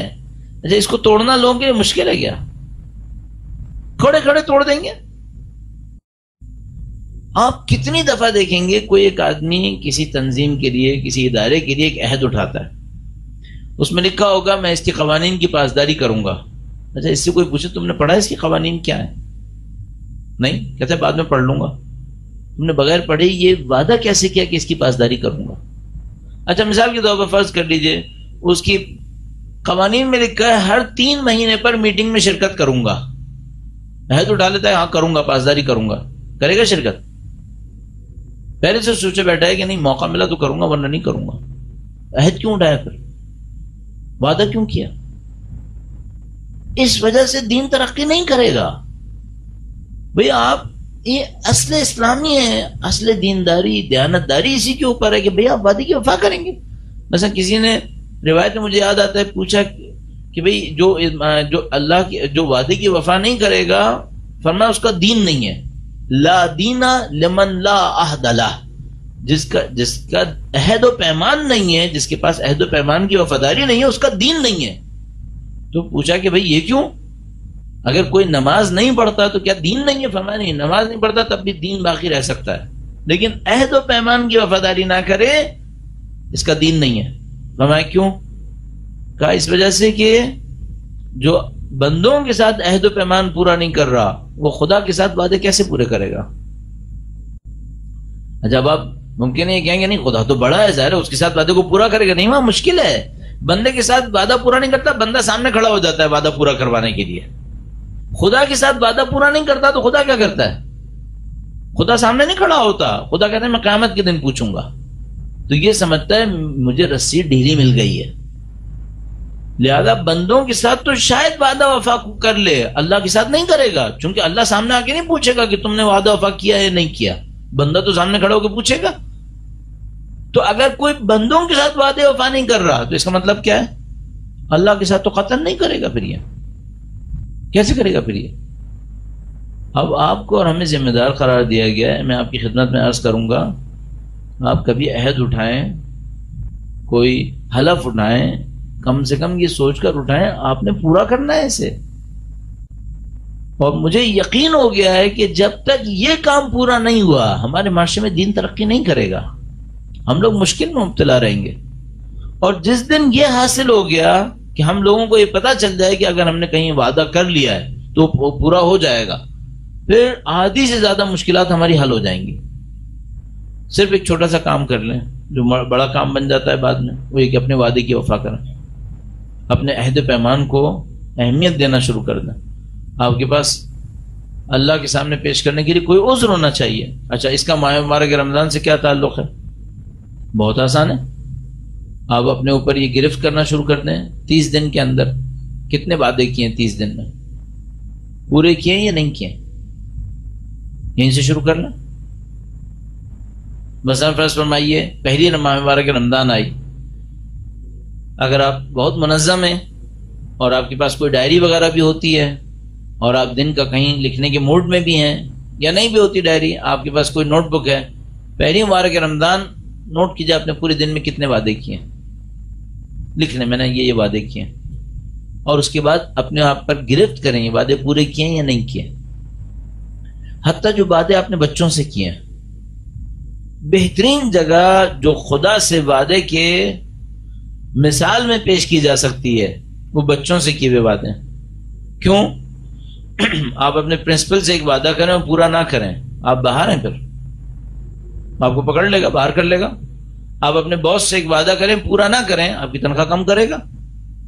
اگر آپ نے بچے سے ایک وعدہ کیا اور پورا نہیں کیا، وہ کیا کرے گا؟ کچھ بھی نہیں، زیادہ زیادہ کہے گا ماما آپ نے وعدہ کیا تھا. آپ کے پاس ہے کہ آپ ایک تھپڑ مار دیجیے، کہہ دیجیے آپ پوری نہیں کر رہے، ختم. آپ کہہ دیجیے جاؤ نہیں کر رہے.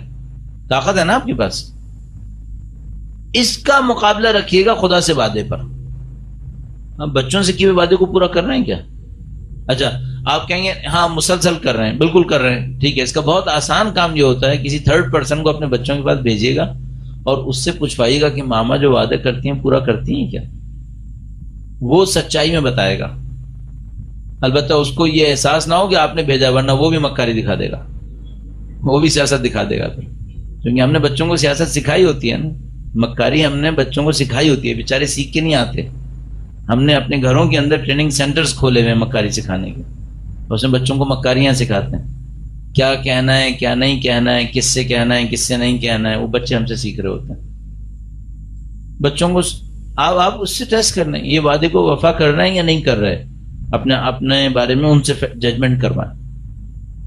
اچھا، بہت دفعہ ایسا ہوگا ہم بھول جائیں گے دماغ میں، اس لیے میں کہہ رہا ہوں لکھ لیں کہ آپ ماہ مبارک رمضان میں لکھنا شروع کر دیں آپ نے کسی وعدہ کیا ہے نہیں کیا، جو وعدے کیے ہیں پورے کیے ہیں نہیں کیے. انسان وعدہ نہ کرے پھر جو اس نے پورا نہیں کرنا. اچھا، آپ ممکن ہے سوچیں میں اتنا منٹ اس کے اوپر لیے کیوں لیے ہیں. مجھے اچھی طرح سمجھ میں آ گیا ہے جب تک یہ پورا نہیں ہوگا ہماری دینداری آگے نہیں بڑھے گی.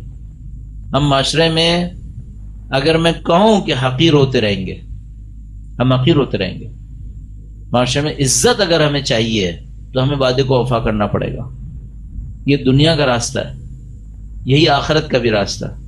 لہٰذا اس ماہ مبارک رمضان میں اپنے اوپر گرفت کر لیں جو آپ وعدے کر رہے ہیں، خاص کر ان انسانوں سے جو کمزور انسان ہیں، جو آپ کے مقابلے میں کہیں حساب کتاب نہیں لے سکتے، ان وعدوں کو آپ پورا کرنا شروع کر دیجئے.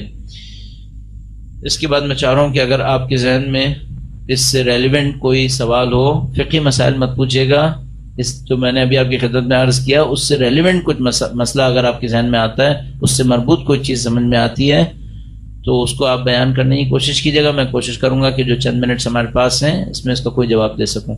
درود بھیجیے گا محمد و آل محمد پر. صلی علی محمد وعجل. جی فرمائیے.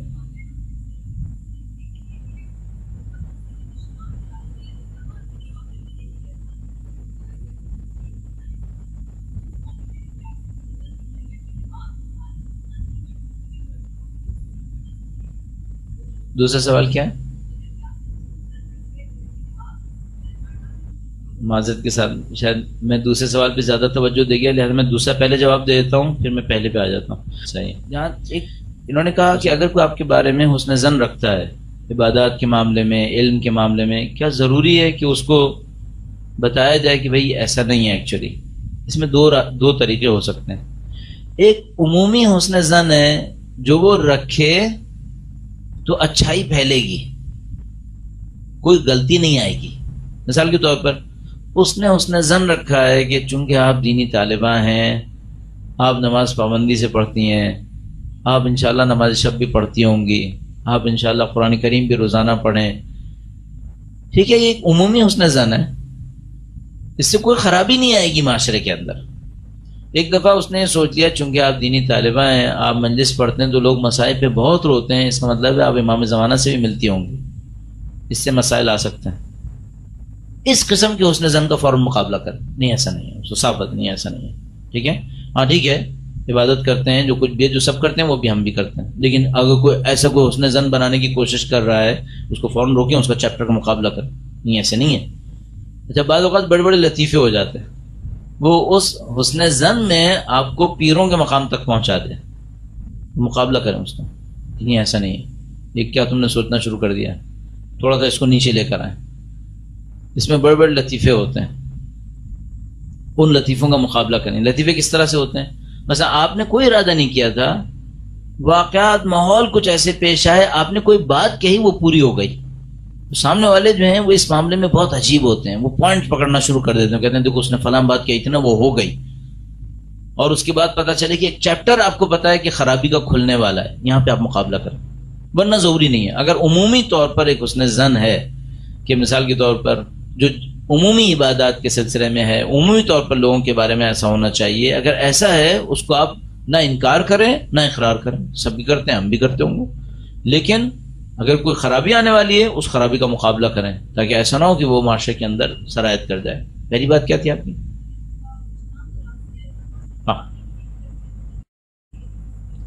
ہاں انہوں نے کہا کہ اگر کوئی برائی کر رہا ہے، کوئی الزام لگا رہا ہے کہ اس کے مقابلے میں بھی اپنی نیکی کا اظہار کرنا چاہیے. میں پھر دوبارہ یہ سوچوں گا، بعض اوقات ایسا ہوتا ہے معاشرے کے اندر کوئی خرابی نہیں آتی، معاملہ میرا معاملہ ہے. مثلا اس نے میرے اوپر کوئی الزام لگایا ہے، معاشرے کے اندر اور کوئی خرابی نہیں آئے گی، چھوڑ سکتے ہیں، جانے دیں. آپ کی شخصیت کو پامال کرنے کی کوشش کی ہے نا، خدا نبٹ لے گا، کوئی مسئلہ نہیں. ہاں مثلا آپ کہیں گے بھائی میرا دل چاہ رہا ہے کہ اس کو جواب دوں گے، نہیں بھائی ایسا نہیں ہے، مثلا میں اتنا جاہل نہیں ہوں جو تم نے سمجھا ہے، ٹھیک ہے، لیکن آپ اس کو جانے دیں، اس معاملے میں مت پڑیں. اچھا، مجھے ابھی تک جو بات سمجھ میں آئی ہے وہ یہ کہ جتنا آپ اپنی شخصیت کا دفاع نہیں کریں گے خدا کرے گا، خدا بچائے گا. اچھا، جتنا آپ اپنی شخصیت کے دفاع کے لیے کھڑے ہوں گے اور خاص کر ممبر کو استعمال کریں گے، اب بہت خراب ہوگا. آپ اپنی شخصیت کے دفاع میں عزاداری کو استعمال مت کیجیے گا، جانے دیں، ہو جائے جو کچھ ہونا ہے. یہ جو عزاداری کا چیپٹر ہے نا، اس کو اپنی ذاتیات کے لیے کبھی استعمال مت کریں. آپ کے پاس ایک موقع ہوتا ہے نا، جب آپ ظاہر بول رہے ہیں تو آپ کے پاس ایک موقع ہے، کچھ بھی کہہ سکتے ہیں، اپنی ذات کے لیے کبھی مت بولیں، ورنہ آپ مصیبت میں پھنسیں گے بعد میں، کیونکہ آپ نے اس جگہ کو استعمال کر لیا جو آپ کے لیے نہیں بنی تھی. آپ اس غلطی کو مت کریں. اگر اپنا معاملہ ہے جانے دیں. ہاں ایک دفعہ معاملہ ہوتا ہے، وہ ایک الزام لگاتا ہے سارے علماء پر، ساری دینی کلاس کے اوپر، وہاں بجائے یہ کہ آپ اپنی کوئی فضیلت بیان کر کے دفاع کریں، دوسروں کی فضیلت بیان کر کے اس کا دفاع کریں. اپنی فضیلت بیان کرنے کو تھوڑا سا کم کریں، اس میں بہت نقصانات ہیں آپ کے اپنے لیے بھی کہ شیطان اس سے فائدہ اٹھا سکتا ہے. درود بھیجے گا محمد و آل محمد.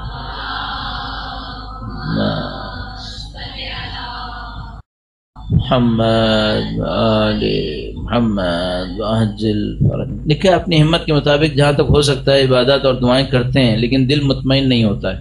اچھا، کیوں ایسا ہونا چاہیے؟ ایک دفعہ ایسا ہونا چاہیے کہ انسان یہ سوچتا ہے کہ خدا متعال کی ایک عظمت ہے، ظاہر ہے اس کے مقابلے میں ہم نے جو کچھ بھی کیا وہ کم ہے، تو یہ پازیٹیو ہے، یہ پازیٹیو ہے کہ انسان. اچھا، لیکن دوسرا مسئلہ یہ ہے کہ یہ جو ہم کہہ رہے ہیں جہاں تک ہو سکتا ہے ہم نے کر لیا ہے، یہ ثابت ہے کیا؟ یہ کہاں سے پتہ چلا کہ جہاں تک ہو سکتا تھا وہ میں نے کر لیا ہے؟ نہیں ممکن ہے، اس سے بہتر ہو سکتا. میں یہ سمجھ رہا ہوں اپنے آپ کو خوش کرنے کے لیے کہ جہاں تک ہو سکتا تھا میں نے کر لیا ہے. بس اگر ایسا ہے کہ جہاں تک ہو سکتا ہے کر لیا ہے اور پھر دل مطمئن نہیں ہو رہا، تو ہم کہیں گے پازیٹیو ہے کہ اللہ کا راستہ وسیع ہے اور ہم جو کچھ بھی کریں گے وہ کم ہوگا. لیکن مشکل یہ ہے کہ جہاں تک ہو سکتا ہے وہ ابھی ثابت نہیں ہے. ہاں ممکن ہے یہ سمجھ میں آئے کہ مجھے یہ پتہ ہی نہیں کہ کیا کچھ ہو سکتا ہے. میں ایک شہر میں تھا، وہاں پہ ایک صاحبہ نے ایسا ہی کچھ لکھ کے بھیجا کہ جو دین میں تھا وہ سب ہم نے کر لیا، اب بتائیں کیا بچا ہے. تو مجھے یہی سمجھ میں آیا کہ اس کا مطلب یہ کہ آپ نے ابھی کچھ بھی انجام نہیں دیا ہوگا، کیونکہ اگر آپ نے کچھ بھی انجام دیا ہوتا تو اتنی ایروگینس، اتنی جہالت نہیں آ جانی چاہیے تھی. کچھ تو پتا ہوتا آپ کو کہ ابھی دین بہت وسیع ہے. تو یہ مشکل اس وقت آ سکتی ہے جب ہمیں نہیں پتا ہو، اور اگر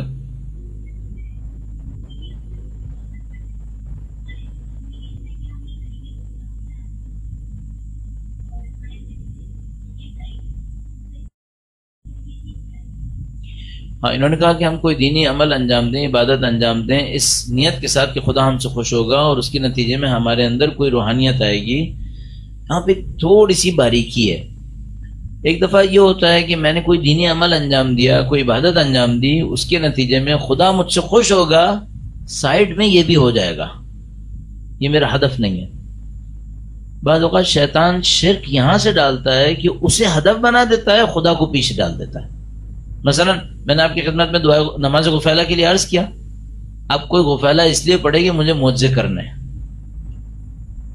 یہ بھی شرک ہے. خدا کے لیے نہیں کر رہے ہیں، خدا سے جو ملنا ہے اس کے لیے کر رہے ہیں. ایک لطیف نکتہ اس میں کہتے ہیں کوئی فقیر جب کسی سے پیسے لیتا ہے تو ایک فقیر یہ دیکھتا ہے کہ میں نے کتنے پیسے لیے، اور ایک فقیر یہ دیکھتا ہے میں نے کس سے لیے ہیں. یہ نہیں دیکھتا کہ کیا لیا ہے. آپ کو اور مجھے وہ فقیر ہونا چاہیے جو یہ نہ دیکھے کہ میں نے کتنے سکے لیے ہیں، یہ دیکھے کہ میں نے کس سے لیے ہیں. اس پہ غور کریں. اللہم صلی علی محمد. یہ کیا دنیاوی تعلیم کو دین کے لیے کیسے استعمال کرنا چاہیے؟ آپ کی صلاحیت ہے. دنیاوی تعلیم بھی ایک صلاحیت ہے. جیسے آپ اپنے بولنے کی طاقت کو دین کے لیے استعمال کر سکتے ہیں، لکھنے کی طاقت کو، مختلف قسم کے ہنر کو آپ دین کے لیے استعمال کر سکتے ہیں، اسکلز کو. اس طرح دنیاوی تعلیم بھی ایک اسکل ہے، ایک مہارت ہے آپ کے پاس. اس کو آپ دیکھ سکتے ہیں کہ آپ کیسے استعمال کر سکتے ہیں. اس پہ مجھے یاد ہے بہت تفصیلی بھی کبھی بات چیت ہوئی ہے. بہت سارے امکانات ہو سکتے ہیں، اس کو آپ دیکھنا پڑے گا مختلف جگہوں پر.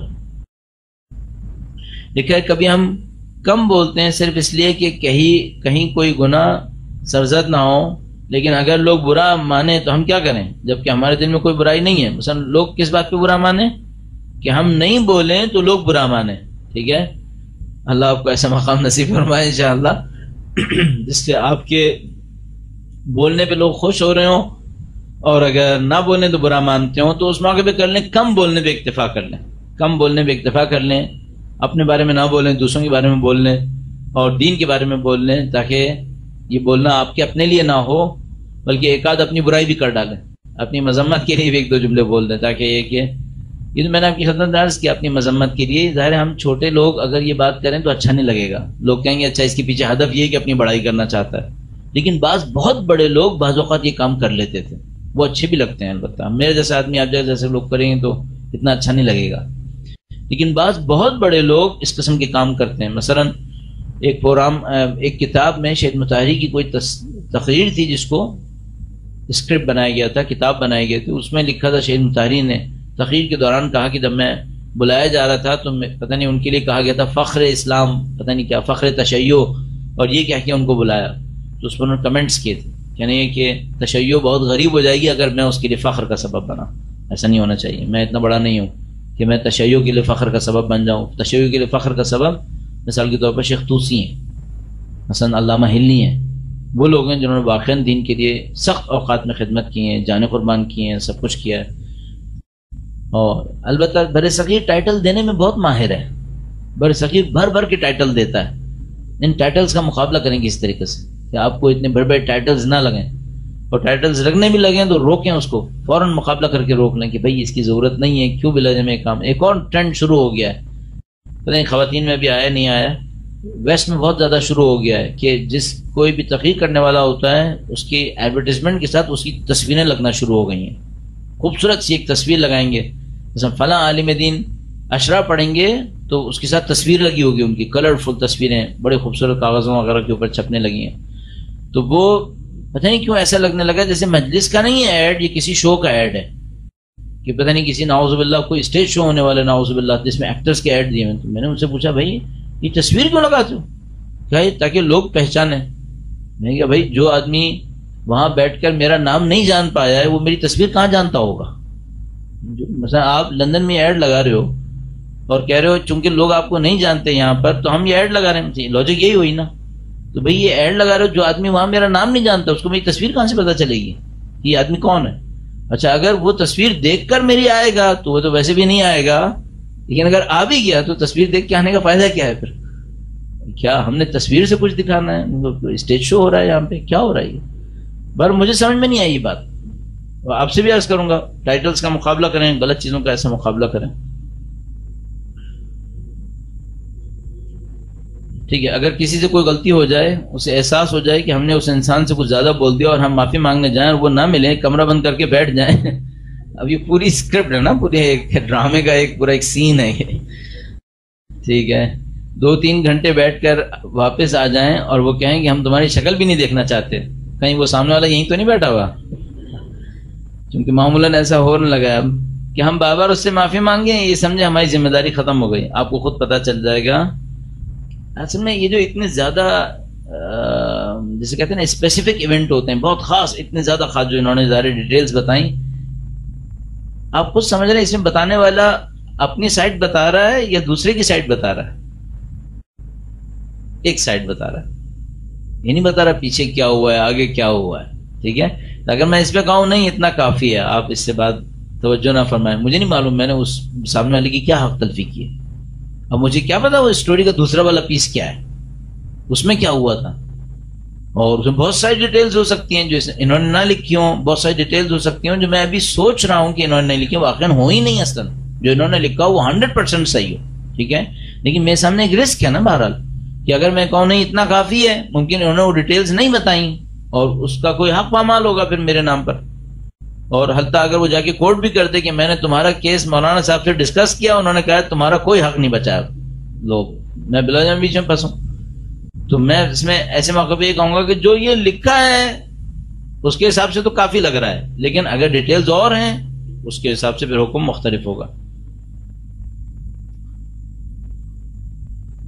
لکھا ہے کہ جیسا کہ آپ نے فرمایا کہ خدا کی اطاعت اس لیے چھوڑ دی کہ ہمیں دنیاوی کامیابی مل جائے، اس سے ذلت کا خمیازہ بھگتنا پڑے گا. مگر ہم آج اپنے معاشرے میں دیکھتے ہیں کہ جو جتنا زیادہ کرپٹ ہے اور کرپشن کر رہا ہے وہ اتنا ہی عزت دار کہلایا جا رہا ہے. اس کے پیچھے کیا منطق ہے؟ کیونکہ دنیا پرستوں کی ہے، دنیا مکاروں کی ہے، دنیا معذرت کے ساتھ ذلیلوں کی ہے، اور ایک ذلیل کو ذلیلوں کے درمیان عزت دار ہی کہلایا جانا چاہیے. یہ ایک ذلیل آدمی ہے، اس نے پستی کی ایک حرکت کی ہے، ذلت دکھائی ہے. یہ ذلت دکھا کر کس کے درمیان مشہور ہو گیا عزت دار؟ ذلت داروں کے درمیان، جن کے اندر خود عزت نہیں ہے. ٹھیک ہے، اب ایک بات سوچنی پڑے گی، اگر ہم واقعا دین کی خاطر کام کر رہے ہیں تو کیا اس پہ صبر کر لیں گے؟ اتنی ہم میں طاقت ہے کہ دنیا کے دنیا پرست ہمیں عزت نہ دیں، اس پہ صبر کریں گے ہم؟ ہماری خواہش کیا ہوتی ہے؟ میں دین کے لیے کروں لیکن دنیا پرست بھی میری عزت کریں. یہ بے بنیاد بات ہے. اگر آپ خدا کے لیے کام کر رہے ہیں تو آپ دنیا پرستوں سے عزت کیوں لینا چاہتے ہیں؟ آپ چاہیے عزت داروں سے عزت لیں، اللہ سے عزت لیں، اللہ کے رسول سے عزت لیں، اللہ کے نظام سے عزت لیں، حجت خدا سے عزت لیں. آپ دنیا پرستوں سے کیوں عزت لینا چاہتے ہیں؟ لیکن ہمارے دل میں وہ جو دنیا کی جڑ ہے وہ ہم سے کیا مانگتی رہتی ہے؟ دنیا داروں سے بھی عزت ملنی چاہیے، ان کو بھی تو پتا چلے کہ ہم نے کیا کیا ہے. نہیں، یہ مشکل ہے، یہ ہماری مشکل ہے، اس پہ ہم کمپرومائز کرتے ہیں. اپنی غلطیوں یا کوتاہیوں کو معلوم کرنے کا کوئی طریقہ بتائیں. کوئی طریقہ ہے؟ انہوں نے لکھا ہے بالکل ہے طریقہ. ایک تو ایک انسان، میں نے 3 اسٹیج میں ہم بنا سکتے ہیں. ایک تو ایک نصیحت کرنے والا کوئی مل جائے، ناصح، وہ نصیحت کرنے والا سچے دل سے بتا دے بھائی تمہارے اندر یہ خرابی ہے. المومن مرآت المومن، مومن مومن کے لیے مرآت ہوتا ہے. البتہ یہ جو مرآت ہوتا ہے یہ دوسروں کا چہرہ نہیں دکھاتا، پہلے کیا کرتا ہے؟ اپنے چہرے کو دیکھتا ہے، پہلے اپنے چہرے کو دیکھتا ہے. بس ایک ناصح مل جائے. دوسرا کام، انسان خود اپنے اوپر چیک کرے، اپنے اوپر خود گرفت کرے. یہ جو کام میں نے دوسروں کے ساتھ کیا، اگر دوسرے میرے ساتھ یہ کرتے تو کیا تھا، پھر مجھے کیسا لگتا؟ دوسرا کام ہو گیا. تیسرا ایک اور کام ہو سکتا ہے. آپ کے اطراف میں یقیناً کچھ لوگ ایسے ہوں گے جو آپ سے مخلص ہوں گے، کچھ ہوں گے، 1 2 4 10 جتنے بھی آپ کو خدا نے توفیق دے دی، ان سے پوچھیں میرے اندر کون سی ایسی برائی ہے جو نہ ہوتی تو تمہیں اچھا لگتا. ان سے پوچھیں، جرأت دکھائیں. مثلا فرض کرنے ایسی آپ کی والدہ آپ سے سنسیئر ہیں بہت، آپ جا کے ان سے پوچھیں میرے اندر کوئی برائی ہے جو نہ ہوتی تو آپ کو زیادہ اچھا لگتا. معلوم کریں. آپ اپنے کسی اور نزدیکی دوست سے پوچھیں میری کون سی برائی جو نہ ہوتی تو تم میں زیادہ اچھا لگتا. ٹھیک ہے، تو وہ آپ کو بتائے کہ تمہارے اندر یہ برائی نہ ہو تو بہتر ہوگا. البتہ ایسے سے پوچھے گا جو خدا کی طرف تھوڑا مائل ہو، ورنہ بعض لوگ خدا کی طرف مائل نہیں ہوتے، وہ خود دنیا پرست ہوتے ہیں، تو پھر وہ آپ کو اچھا مشورہ نہیں دیں گے، تو مصیبت میں ڈال دیں گے. وہ دیکھا اگر ہمارے بچے کچھ غلط کر رہے ہیں تو پھر بھی خاموش رہیں، کیونکہ ٹوکنے پر زبان چلاتے ہیں. اس کا جواب دینا چاہیے؟ نہیں، خاموشی کرنی چاہیے. وہ بہت مشہور ایک حدیث ہے، یہ میں کبھی کبھی اپنے گھر والوں سے بھی کہہ دیتا ہوں. اور اس حدیث میں لکھا تھا ربا سؤال جوابہ السکوت. کتنے ہی سوال ایسے ہوتے ہیں جن کا بہترین جواب کیا ہوتا ہے؟ خاموشی. تو میں اپنی بیگم صاحبہ سے بہت سارا دفعہ یہی کہہ دیتا ہوں. وہ پوچھتی ہیں اس کا کیا ہوگا، تو میں کہتا ہوں ربا سؤال جوابہ السکوت. خاموشی اختیار کرنا بہتر ہے. تو اس میں بہت ساری چیزیں بچ جاتی ہیں. یہ بھی ایسا ہی ہے، اس میں بولنے میں فائدہ نہیں ہوگا مجھے. خیر، لکھا ہے عموماً لوگ کسی بھی چھوٹی غلطی کا تمام ذمہ دار دینی مدارس کو کہتے ہیں کہ مدارس میں یہی سب کچھ سکھایا جا رہا ہے، کہ اس موقع پر بھی خاموش رہا جائے. اس کا جواب میں دے چکا ہوں کہ اگر کوئی دین کے نام پر، مثلا دینداری کے نام پر اعتراض کرتا ہے اس کا جواب دیا جائے، لیکن اپنی فضیلت بیان کر کے نہیں، دوسروں کی اچھائی بیان کر کے. ٹھیک ہے، ہاں بالکل بیان کیا جائے.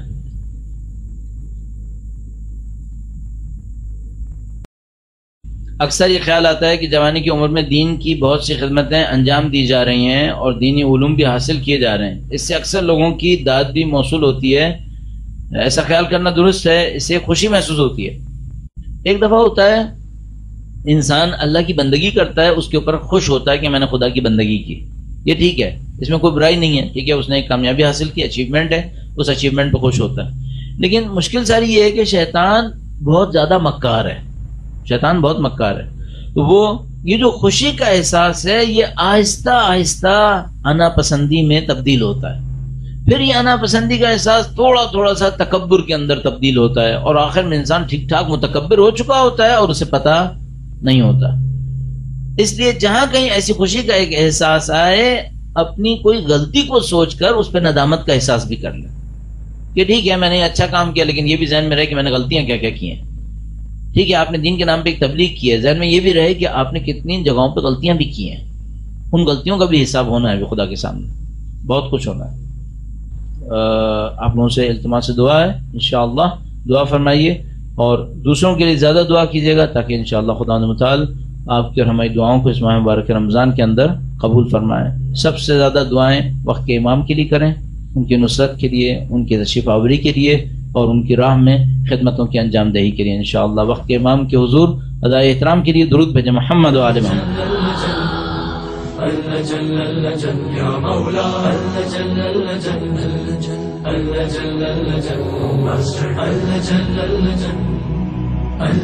يا صاحب السماء